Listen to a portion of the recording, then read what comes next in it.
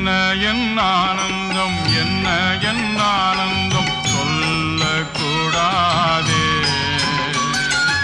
என்ன என் ஆனந்தம், என்ன என் ஆனந்தம் சொல்லக்கூடாதே. மன்னன் கிறிஸ்து என் பாவத்தை எல்லாம் மன்னித்து விட்டாரே. வெண்ணங்கி பொன்மூடி வாத்தியம் மேல் வீட்டில் ஜெய கொடியுடனே மண்ணுலகில் வந்து விண்ணுலகில் சென்ற மன்னனை ஸ்தோத்தரிப்போம்.